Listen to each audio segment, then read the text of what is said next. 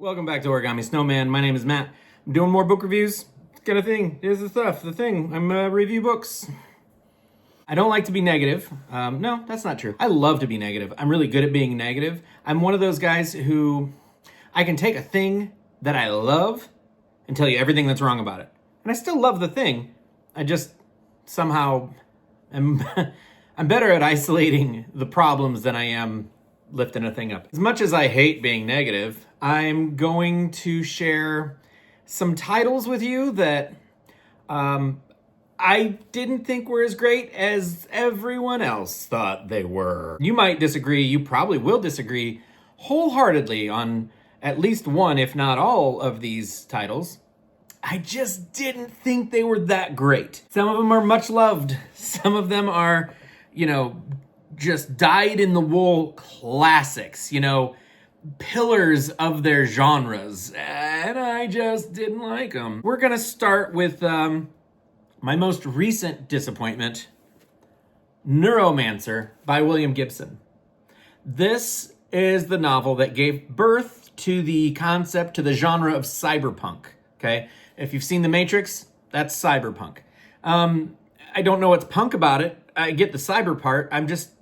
But I finally got around to giving this a shot. I tried. I really did. This was a DNF for me. And I think I just came to it too late. I think I already know what cyberpunk is, and I'm not wowed by the concept. So it feels like that's all this had going for me. Characters were introduced. I don't really even know what their personalities were. They weren't admirable.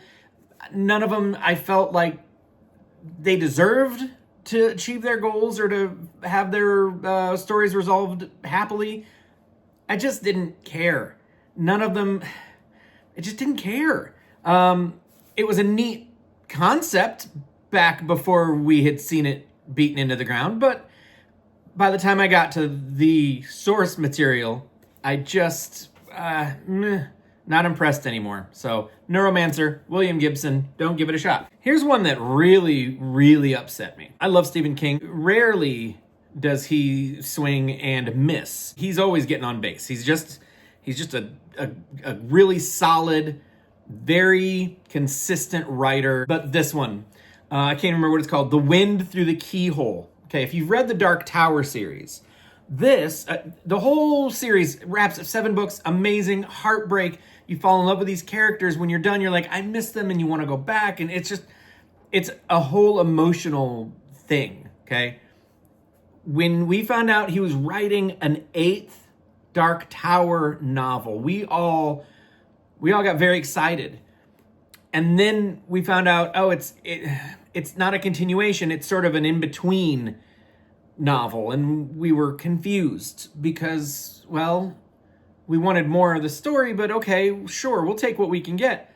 But then you get into it and you realize it's not about the characters in the Dark Tower.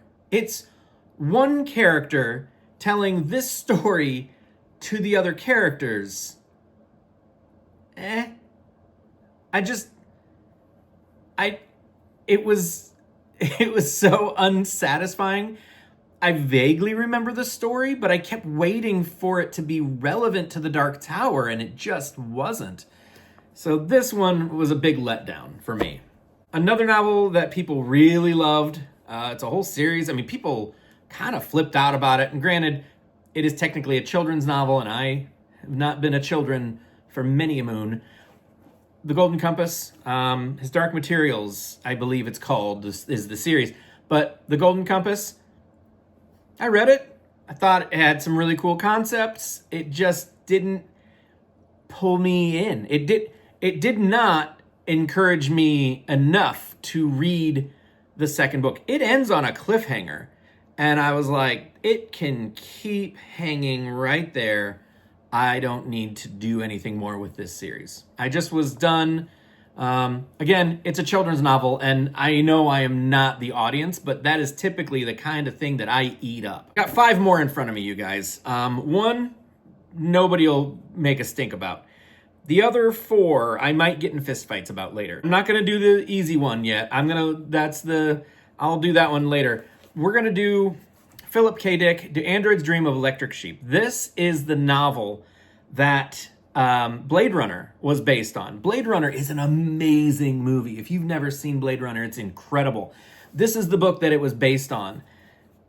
The movie is better. The movie is so much better. It's one of those rare moments where you're like, oh, well, I guess I didn't really need to read the novel. It's Rick Deckard is just, he's neutered. He's just not as, he's not as fun. He's not as interesting. There's just, it just doesn't, it's not as captivating. You know, you get the feeling that the world would be fine if any of these characters were gone. So there's no real weight behind it. Philip K. Dick did not make you love the characters. And a book needs to be character driven for me. The story is second to the characters. That's how I've always been. That's how I'll always be. That being said, the next 4 books do not have very strong characters, I felt. I'm going to start with a very recent one, Ready Player One. That's a lot of book for what essentially is just a fanboy gush. Like, these are all of the things I love. And then you just list off stuff from your childhood. That's how it felt. It really is how it felt. Maybe I'm bitter because I'm like thinking, oh, I could have written a better book about the things that I love, but it wasn't. It was like the Da Vinci Code, another absolute bomb. Just, I hated the Da Vinci Code. It was so annoying. It was a scavenger hunt with a really good vocabulary. That's all it was to me, and I didn't see why everyone was losing their minds about it. That's how I felt about Ready Player One. Another scavenger hunt, but pop culture. I mean, it's fun, but I didn't think it lived up to the hype. And that's the other problem, too much hype. I walked into this thing thinking it was going to blow my mind, but my mind remains whole. I'm going to save the 2 big ones for last. So after this one, you feel free to stop the video if you don't want to question everything that I say from here on forward forever and ever. This book, I love Kurt Vonnegut. But I did not like Galapagos. I've read this book twice. I read it once about 25 years ago. Didn't care for it then. And I've changed. I've grown. I'm a different person. So I read it again, and it still was hard to get through. Very hard to get through. And if you ask me, what is the point? I couldn't tell you. This is a very highly reviewed book, like on Goodreads, which is questionable, but people love this book. I don't get it. I really don't.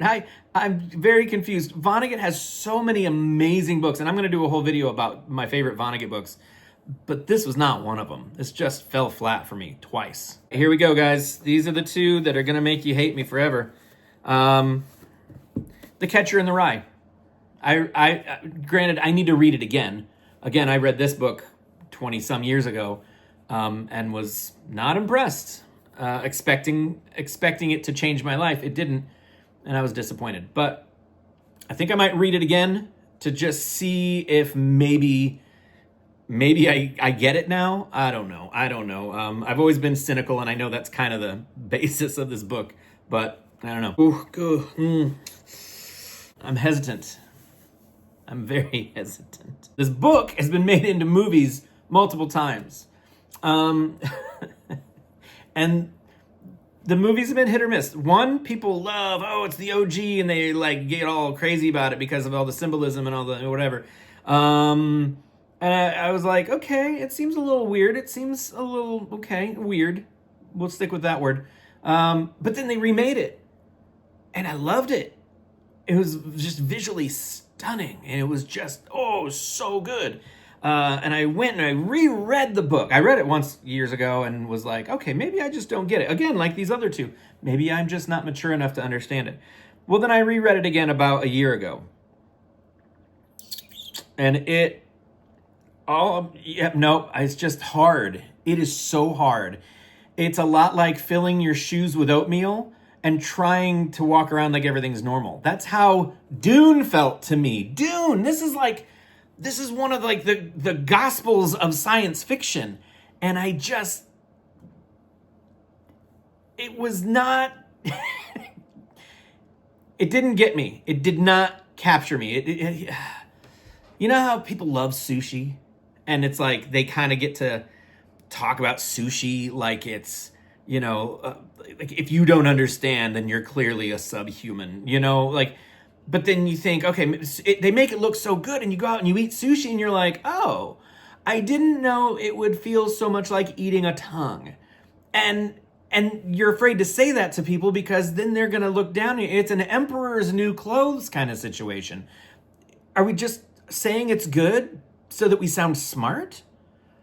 Maybe I'm just not smart enough for Dune. Maybe that's what it is. But I was let down by this twice. So, I mean, it's not like I haven't given these books a chance, you guys. They just let me down. I've got one DNF in this whole stack. 8 books, one of them DNF, and I'm not gonna F it. If some of those were your favorites, I'm so sorry. That's my opinion on some of these. So these are not recommendations.